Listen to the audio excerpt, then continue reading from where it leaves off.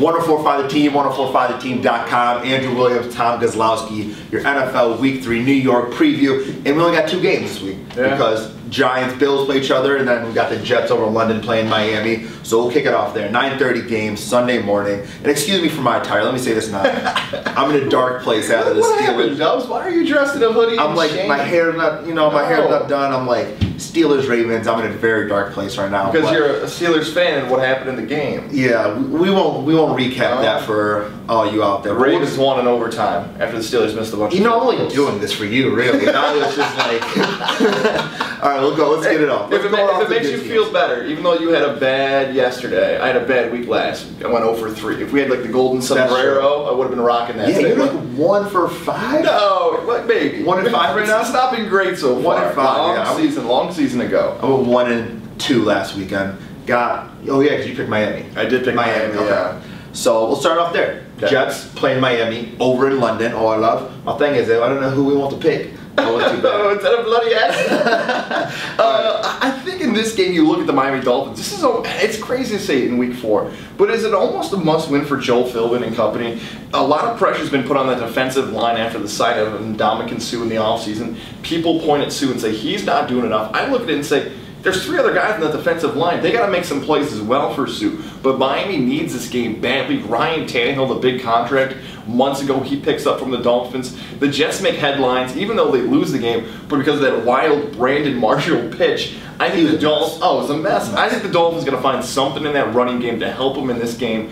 It's a needed game if the Dolphins get by the Jets for that franchise. I think Miami's dead in the water. I know, like you said, we're only in week 4, but I think this game is more about the Jets. Are they a contender or are they a pretender? Right. They started off 2-0. Ryan Fitzpatrick had not a good game last week. 3 interceptions. Brandon Marshall also played bad, but he didn't have Chris Ivory. He didn't have Decker. Both of them might be back. Chris Ivory is definitely back. Decker's game time decision is the same. But I think that's the biggest thing I'm watching for is, are they a real contender? I mean, we know what they have a defense, but can this offense win games also? Can Ryan Fitzpatrick manage a game and not have 3 interceptions and play more like an Alex Smith?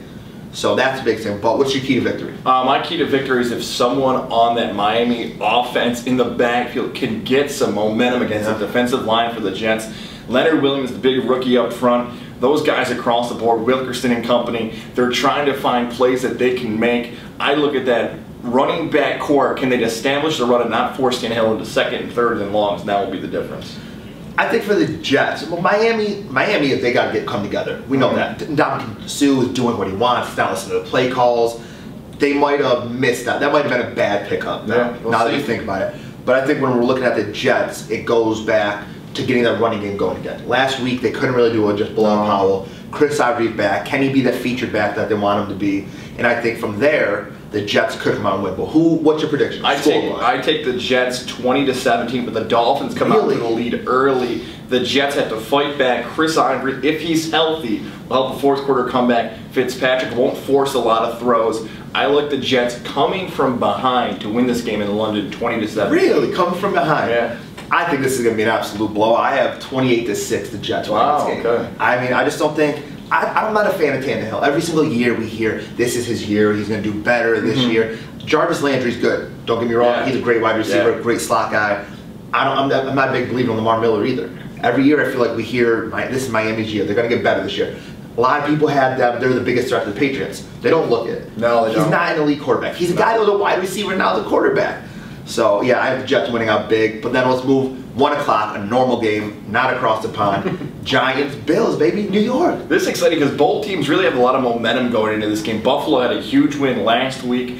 The Giants finally get on the board and get their first win of the season.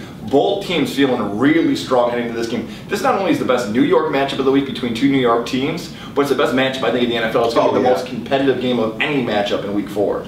I agree with that, and I think after the Bills' performance last week, it was a great performance following what happened with the Patriots, being too fired up. They looked dominant. They looked like a dominant team, which we don't know. That could be Miami being really bad, or it could be them, but then also the Giants. I think this comes down to the same thing I just said about the Jets. Are they a real team? Are they going to contend in this awful NFC East? Right. I mean, this is probably the easiest Eli Manning has had in the NFC East since he came in. Because of a lot of injuries that have happened across the division. Look who's Romo down, Des Bryant down. Yeah. I mean, the Eagles can't find anything with DeMarco exactly. Murray, right? Look at the quarterbacks leading each team. Eli's the best, and normally the best quarterback wins the division.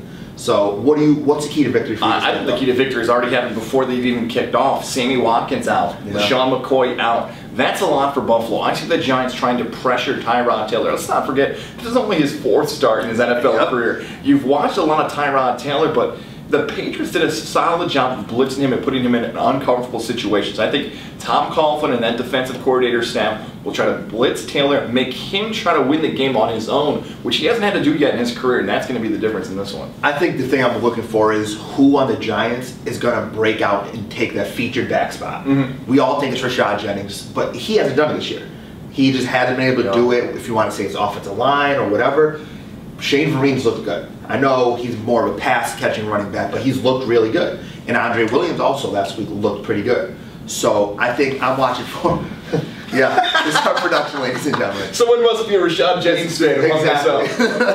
But that's the biggest thing. I think we'll see who takes that spot. But what's the key to victory for either team? I would say still that the Bills got to find something they can do to replace Sammy Watkins on the outside, whether it's Robert Woods or somebody else. But prediction-wise, I go to the Giants in this one. 21-13, the Giants take down the Bills. Eli and company in Buffalo win this game. And they get ready, hopefully, down the line for them, whether it be week 5, week 6, and Victor Cruz at some point in this month back in that lineup, the Giants will start picking up some head of steam there. You know what? And I think the biggest thing is trying to get Ruben Randall involved, because both teams are missing a wide receiver. Obviously, Victor Cruz announced out again after that calf. Who knows if he's ever going to be back. Right. But that secondary, that Bills defense is top 1-2 in the league. I mean, they're an unbelievable defense. I think that it's going to come down to Tyrod Taylor, Percy Harvin, and the man Carlos Williams. Rookie of the year, possibly. I mean, Miami didn't let up a rushing touchdown in the first 2 games. Carlos Williams had over 100 yards on him. This kid can run and he can ball out. I think he shreds up the Giants defense, and I have the Bills winning 21-17. Wow. Okay, so we do have a difference here. So one of us has the possibility to go 2-0 this week. We'll see if that happens. We'll see if it happens. Thanks for listening to me.